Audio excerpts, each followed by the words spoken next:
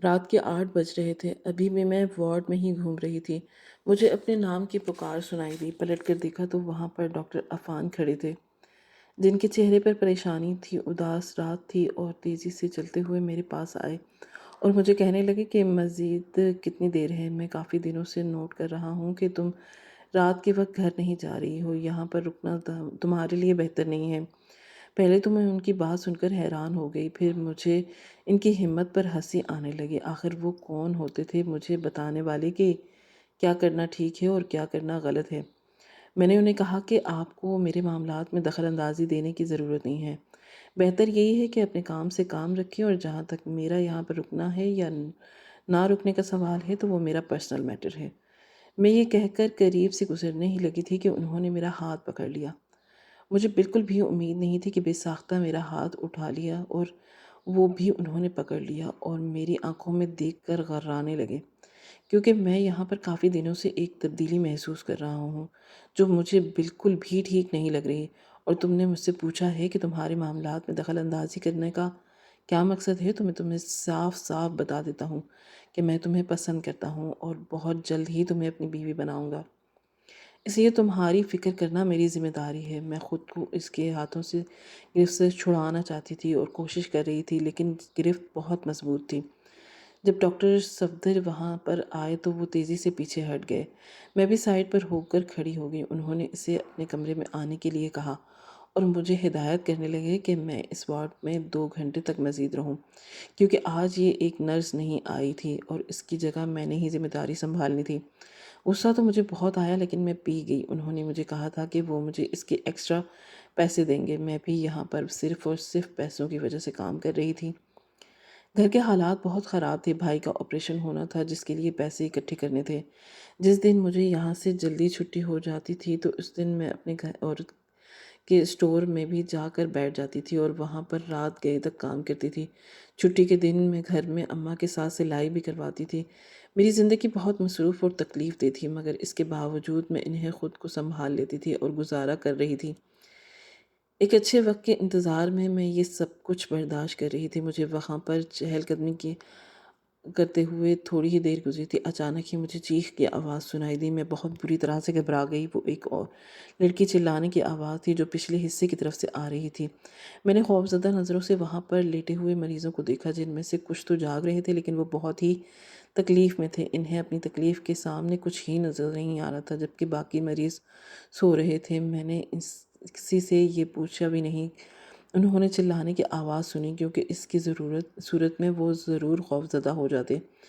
میں نے اسے اپنا وہم سمجھا اور دوبارہ سے کام میں مصروف ہو گئی، لیکن زیادہ دیر تک میں اپنی توجہ برقرار نہیں رکھ سکی، کیونکہ 15 منٹ گزرتے ہی دوبارہ لڑکی کے چلانے کی آواز سنائی دی۔ آواز میں بہت تکلیف اور کافی اونچی چیخ تھی۔ میں اسے اپنا وہم بھی قرار نہیں دے سکتی تھی۔ ایک لمحے کی ڈیلی کے لیے کیے بغیر میں تیزی سے وارڈ سے باہر نکلی کہ دور دور تک کسی کا نام و نشان نہیں تھا۔ گیلری خالی تھی۔ دوسرے وارڈ میں چیک کیا تو 2-3 نرسز بھی تھیں جو کہ نیند کے مزے لے رہی تھیں۔ مریضوں کی انہیں کوئی ہوش نہیں تھی۔ وہاں پر ایک بوڑھا آدمی بیٹھا ہوا تھا جو ہاتھ سے مجھے اشارہ کر رہا تھا۔ یہ تو شکر تھا کہ میری نظر اس پر پڑ گئی۔ میں تیزی سے اس کے پاس جا کر گئی تو اس نے مجھے ذرا سا جھکنے کے لیے کہا۔ یقیناً وہ بولنا چاہ رہا تھا، لیکن اس کی آواز اتنی اونچی نہیں تھی۔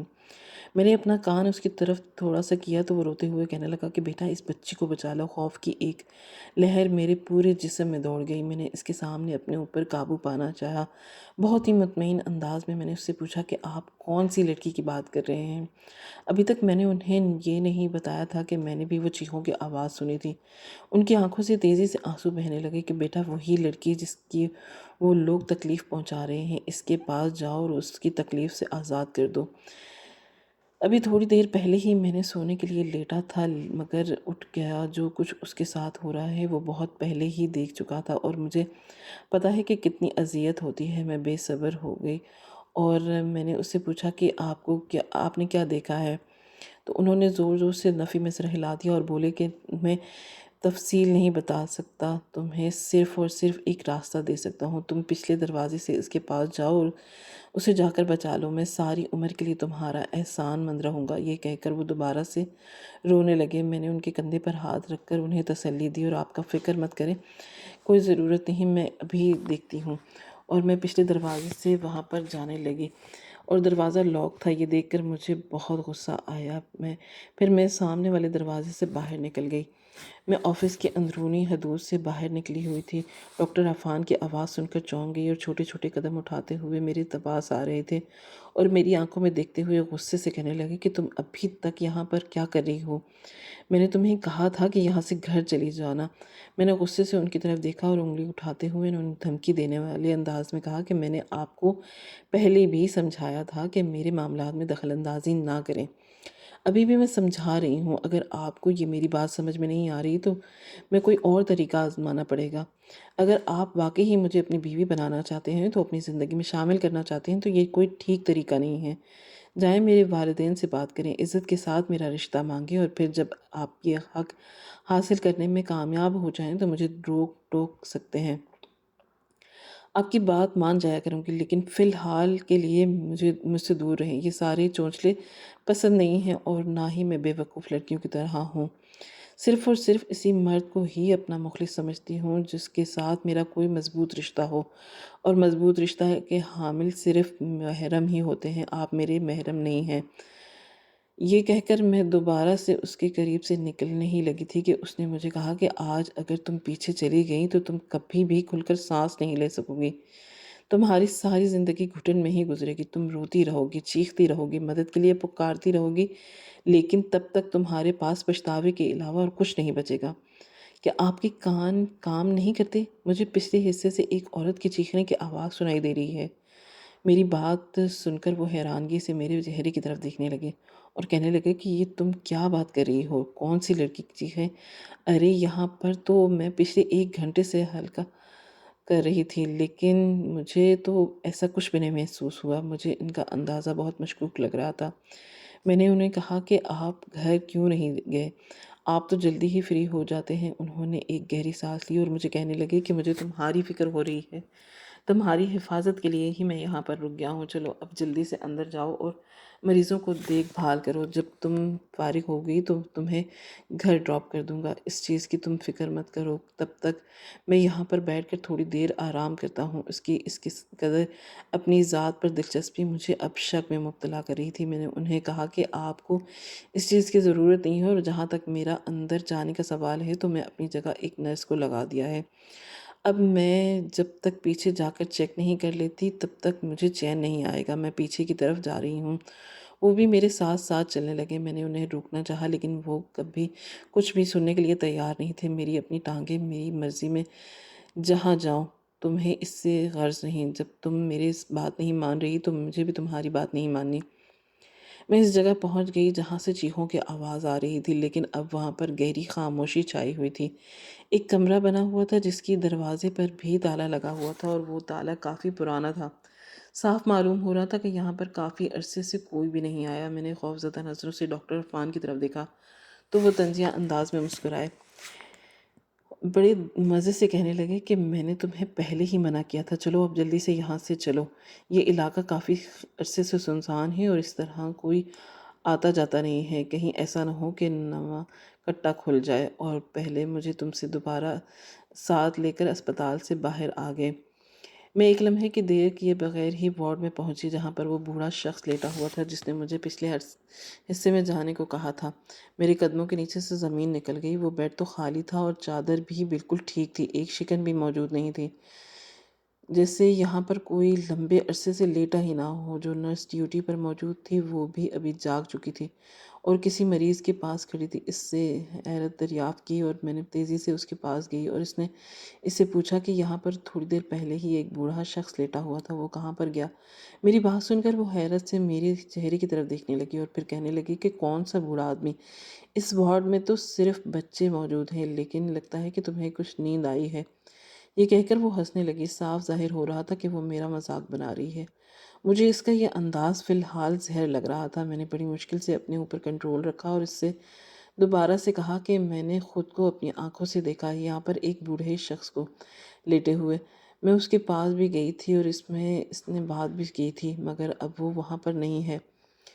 پھر میں نے اس بیڈ پر اشارہ کیا جہاں پر میں نے اسے لیٹے ہوئے پایا تھا۔ دیکھو شبنم، مجھے نہیں پتا کہ تمہارے ذہن میں اس وقت کیا چل رہا ہے، لگتا ہے کہ تم نے کوئی ڈراؤنا خواب دیکھا ہے۔ یہ بچوں کا وارڈ ہے اور یہاں پر صرف چھوٹے بچے آتے ہیں، کسی بھی بڑے آدمی کو یہاں پر داخل ہونے کی اجازت نہیں ہے۔ یہ ضرور تمہاری غلط فہمی ہے۔ یہ کہہ کر دوبارہ سے اس بچے کی طرف مصروف ہو گئی جو کہ اس وقت درد سے چلا رہا تھا، یقیناً وہ پیٹ کے درد کی وجہ سے دہرا ہو رہا تھا۔ میرے پاس بھی اب وہاں سے جانے کے علاوہ کوئی راستہ نہیں تھا۔ تھکے تھکے قدموں سے اپنے وارڈ میں واپس چلی آئی۔ میرا دماغ بہت بری طرح سے جھنجھنایا ہوا تھا۔ میں نے اپنی آنکھوں سے دیکھا تھا، اس کو میں نظر انداز نہیں کر سکتی تھی۔ مجھے اچھی طرح سے یاد تھا کہ میں نے اس کے پاس یہ نہیں تھی کہ اس کی آواز سنی تھی، اس کی آنکھوں سے آنسو بہتے ہوئے دیکھے تھے۔ یہ سب ایک خواب نہیں ہو سکتا تھا۔ اس کی موجودگی کو محسوس کیا تھا اور اس کے کہنے پر ہی تو میں باہر نکلی تھی، اور اس طرح کے سوال میرے ذہن میں گردش کر رہے تھے اور وہم تھا جو مجھے پریشان کیے جا رہا تھا۔ میں سمجھ نہیں پا رہی تھی۔ اپنا سر دونوں ہاتھوں میں پکڑ کر ڈاکٹر صفدر وہاں پر آئے اور مجھے کہنے لگے کہ بہت دیر ہو گئی ہے، تمہیں اب واپس چلے جانا چاہیے۔ میں نے ایک اور نرس کا بندوبست کر لیا ہے، تم اب گھر چلی جاؤ، آرام کرو، صبح سے یہاں پر کام کر رہی ہو اور ایکسٹرا پیسوں کی فکر مت کرنا، تمہیں بہت ہی جلد مل جائیں گے۔ میں نے زور و شور سے ہاں میں سر ہلایا اور تیزی سے وہاں سے باہر نکل گئی۔ گھڑی کی طرف دیکھا تو رات کے 12 بج رہے تھے۔ اس وقت تو کوئی ٹیکسی ملنا بھی مشکل تھا، مگر میرے دل کو ایک تسلی تھی کہ ڈاکٹر عفان مجھے گھر تک ڈراپ کر دیں گے۔ ان کے ساتھ جتنے مرضی اختلافات تھے، لیکن مجھے ان کی ذات پر بھروسہ تھا۔ وہ باقی تمام ڈاکٹر سے بالکل مختلف تھے، اپنے کام سے کام رکھتے تھے۔ مجال ہے جو کبھی بھی کسی نے کوئی فالتو بات کی ہو تو اپنے امیج کی اور اپنے کیریکٹر کی بہت فکر رکھتی تھی۔ اس پر وہ کسی بھی قسم کا کوئی سمجھوتا نہیں کر سکتے تھے، لیکن باہر جا کر مجھے مایوسی کا سامنا کرنا پڑا، کیونکہ اب وہاں پر دور دور تک ڈاکٹر عفان کا نام و نشان نہیں تھا۔ انہیں ڈاکٹر عفان کو آواز دی تو مجھے کوئی جواب نہ ملا۔ انہوں نے مجھے کہا کہ وہ وہیں پر بیٹھے میرا انتظار کر رہے ہوں گے۔ اب مجھے صحیح معنوں میں فکر ہونے لگی اور وارڈ میں بھی محسوس ہونے لگا کہ مجھے کوئی اور کھیل لگ رہا تھا۔ ان کا نمبر ملایا تو ان کا نمبر بجنے کی آواز سنائی دے رہی تھی۔ آواز کی سمت میں گئی تو ان کا موبائل ایک درخت کے قریب ہی پڑا ہوا تھا۔ یہ دیکھ کر میں پریشان ہو گئی، اٹھایا اور ان کے پاس دیکھا، لیکن وہاں پر موجود کوئی بھی نہیں تھا۔ میں نے وہ موبائل اپنے پاس ہی رکھ لیا اور تیزی سے اسپتال سے باہر نکل آئی۔ میری خوش قسمتی یہ تھی کہ اس وقت ہی ایک ٹیکسی مجھے مل گئی اور بوڑھا آدمی تھا اور وہ کافی پریشان نظر آ رہا تھا۔ میں نے اسے کہا کہ آپ جتنے پیسے لینے چاہیں گے میں آپ کو دوں گی، لیکن مجھے خیریت کے ساتھ میرے گھر پہنچا دیں۔ انہوں نے مجھے تسلی دی اور پھر اپنے وعدے کے مطابق انہوں نے مجھے گھر تک پہنچا دیا۔ میں نے انہیں ان کی ضرورت سے زیادہ پیسے دے دیے اور گھر کے اندر داخل ہو گئی، اور موبائل ابھی بھی میرے ہاتھ میں ہی موجود تھا۔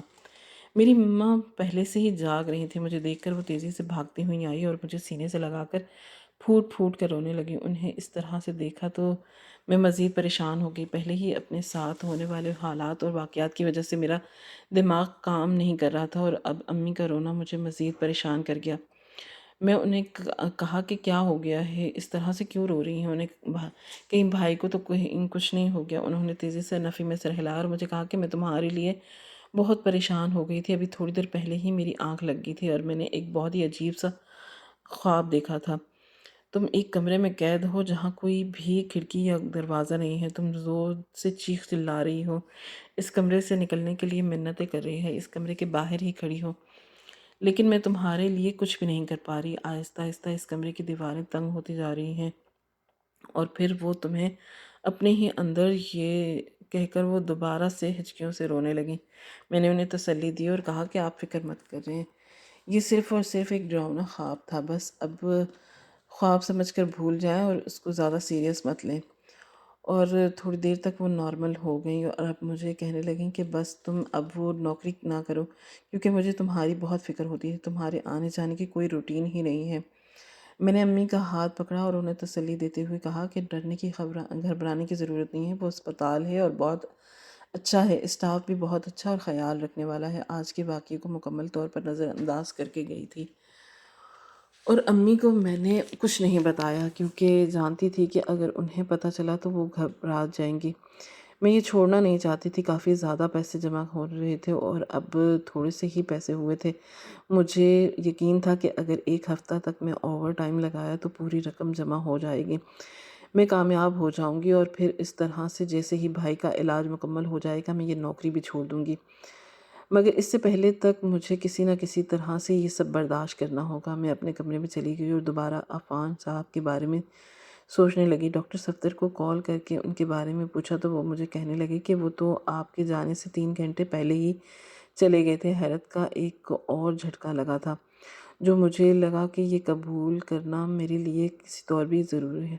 میری ان سے ملاقات ہوئی تھی اور انہوں نے مسکراتے ہوئے مجھ سے باتیں کی تھی اور مجھے کچھ ہدایات بھی جاری کی تھی۔ اس کے علاوہ وہ میرے ساتھ ہسپتال کے پہلے حصے میں بھی گئے تھے۔ کچھ نہ کچھ گڑبڑ تو ضرور تھی، مگر میں اس پورشن میں نہیں تھی کہ پتہ کر سکوں مسئلہ کیا ہے۔ میں نے فیصلہ کیا تھا کہ اب صرف اور صرف اپنے کام کی طرف ہی توجہ دوں گی، فضول کی سرگرمیوں کی طرف دھیان نہیں دوں گی۔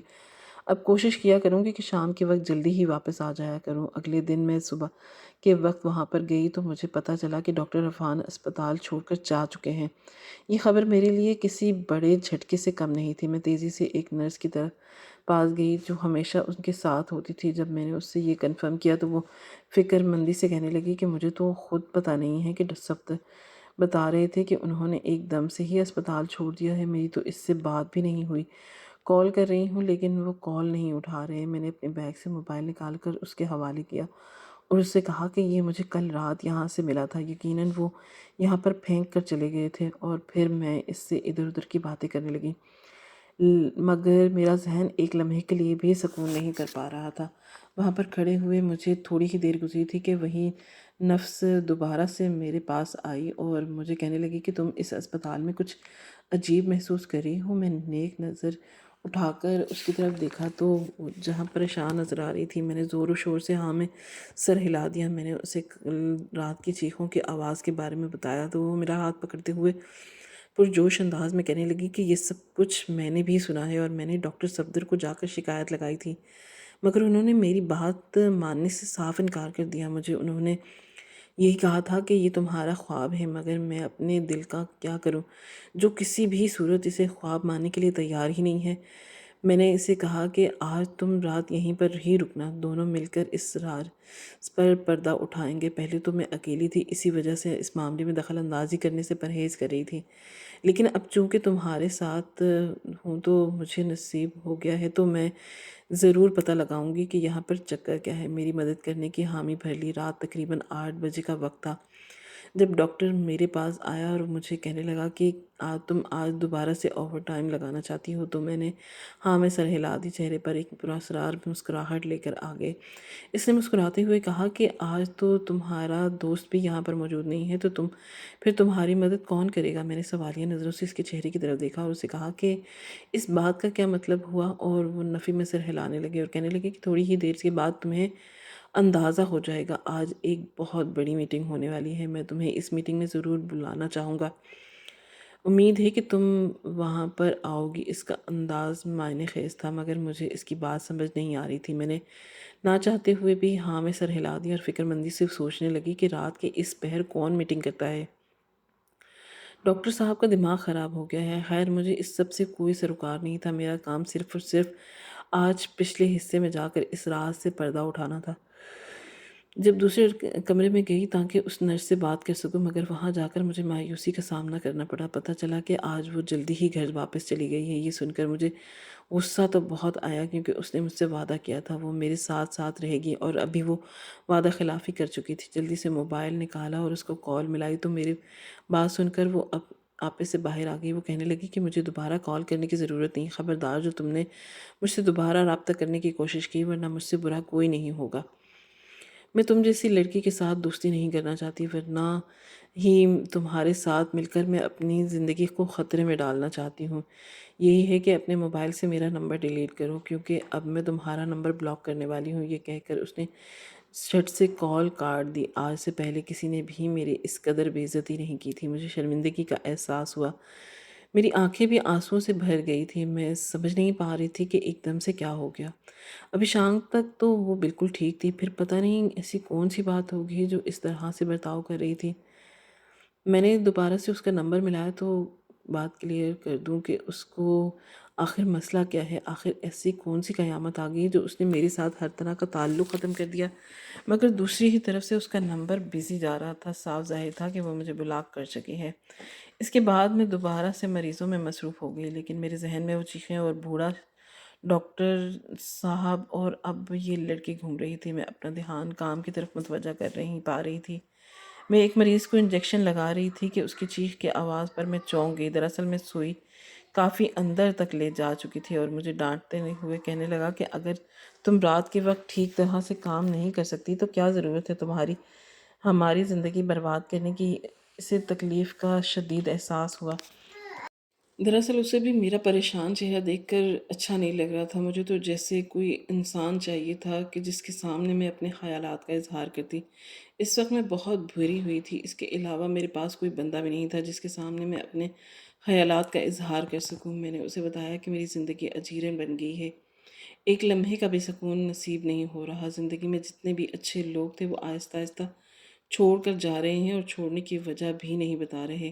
میں بالکل تنہا رہ گئی ہوں۔ میں یہ کہہ کر پھوٹ پھوٹ کر رونے لگی، جب ہمیں سختی سے منع تھا کہ ہم مریضوں کے سامنے اپنی ذاتی زندگی کے بارے میں بات نہیں کریں گے اور نہ ہی انہیں اپنی پریشانیوں کے بارے میں بتائیں گے، لیکن میں اس وقت حد سے زیادہ فکر مند تھی اور مجھے تو سہارے کی ضرورت تھی۔ میں نے اسے پچھلے رات کے واقعے کے بارے میں بتایا اور چیخوں کے بارے میں بھی بتایا۔ اس سے بات کی اور کافی دیر تک خاموشی سے میرے چہرے کی طرف دیکھتا رہا اور مجھے کہتا رہا کہ پہلے میں سمجھتا تھا کہ صرف میں ہی پاگل ہوں، لیکن اب ایسا نہیں ہے۔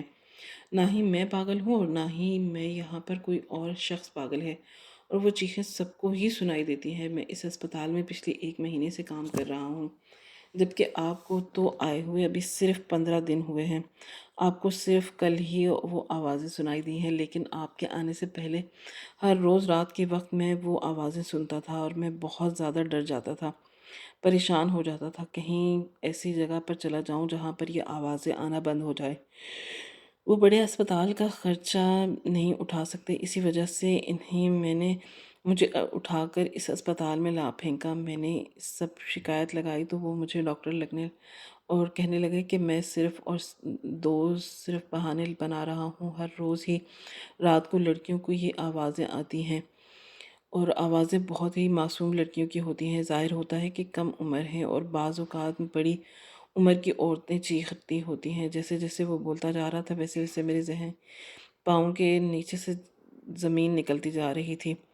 اگلی سانس نہیں لے پاؤں گی۔ میں نے اسے کہا کہ کیا واقعی یہاں پر کچھ غلط ہو رہا ہے؟ زور و شور سے ہاں میں سر ہلانے لگا اور مجھے کہہ دیا کہ آپ کو اس معاملے سے دور رہنا چاہیے۔ آپ اکیلی لڑکی ہیں، آپ ان کو کچھ نہیں بگاڑ سکتی۔ میں نے فیصلہ کیا کہ جیسے ہی میں صحت یاب ہو جاؤں گی سب سے پہلے ان لوگوں کے اوپر کیس کروں گی۔ اس کی بات سن کر مجھے غصہ آ گیا۔ میں نے اسے کہا کہ تو کیا تب تک یہ سب کچھ چلتا رہے گا؟ تب تک یا یہ لڑکیاں تکلیف میں رہیں گی، سب کچھ برداشت کرتی رہیں گی؟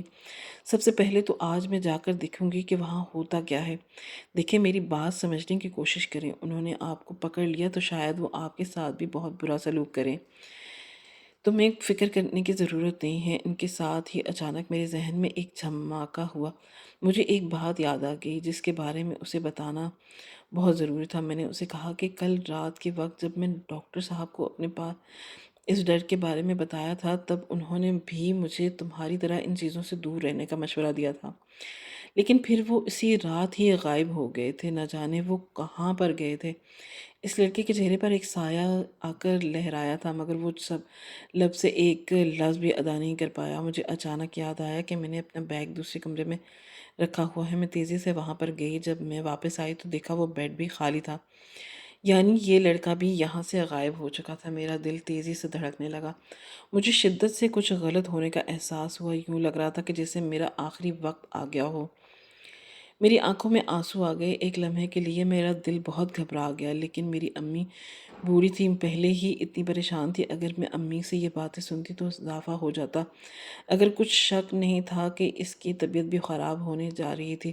میرا کوئی ایسا رشتہ دار بھی نہیں تھا کہ جس کو مدد کے لیے پکارتی۔ ہم لوگ سب رشتہ داروں سے ہی الگ ہو گئے تھے، اور اس کی وجہ یہ تھی کہ ابا کے انتقال کے بعد چچا نے ہم لوگوں پر مظالم کے پہاڑ ڈھانا شروع کر دیے تھے، اور ہمارے حصے کی جائیداد بھی وہ لوگ ہڑپ کر چکے تھے، اور میری ماں کو اتنا زیادہ زیور پڑا ہوا تھا کہ جس پر چچی جان نے قبضہ کر لیا، اور صاف صاف کہہ دیا تھا کہ اگر ہم لوگوں نے ان پر کیس کرنے کی کوشش کی تو وہ ہم لوگوں کو بھی نقصان پہنچائے گی۔ میری اماں کے پاس ہم لوگوں کے علاوہ دوسرا کوئی اثاثہ نہیں تھا، اسی وجہ سے وہ ہمیں لے کر اپنے نانی اماں کے گھر چلی گئیں، اور وہاں پر مانی کا سلوک بھی بہت برا تھا، اور ہم ماں بیٹی بہت سارا دن گھر کے کام کرتی اور رات کے وقت سارا تھوڑا سا کھانا دے دیتی تھیں۔ بھائی کی طبیعت بہت خراب ہوتی جا رہی تھی، اسی طرح ماحول میں گزارنا بہت مشکل ہو گیا تھا۔ اماں نے وہ گھر بھی چھوڑ دیا۔ گھر کے ایک مناسب سے علاقے میں انہوں نے ایک گھر کرائے پر لے لیا، اور خود سلائی کی شوقین تھی، اس لیے کسی زمانے میں انہوں نے شوق کی وجہ سے یہ کام سیکھا تھا، اور ابھی ان کی آمدن کا ذریعہ بن گیا۔ اماں سے میں نے بھی یہ سب کچھ سیکھ لیا، اور دونوں بہن بھائی ہی تعلیم حاصل کریں، اور ہماری تعلیم کے اخراجات اٹھانے کے لیے دوسرے کے گھر میں کام کرتی، اور میں نے بھی بچوں کو ٹیوشن پڑھانا شروع کر دیا۔ میں نے 12ویں تک تعلیم حاصل کی، اور اس کے بعد نرسنگ کر لی۔ شروع میں مجھے بہت مشکلات کا سامنا کرنا پڑا، چونکہ میں ایک بہت ہی خوبصورت لڑکی تھی۔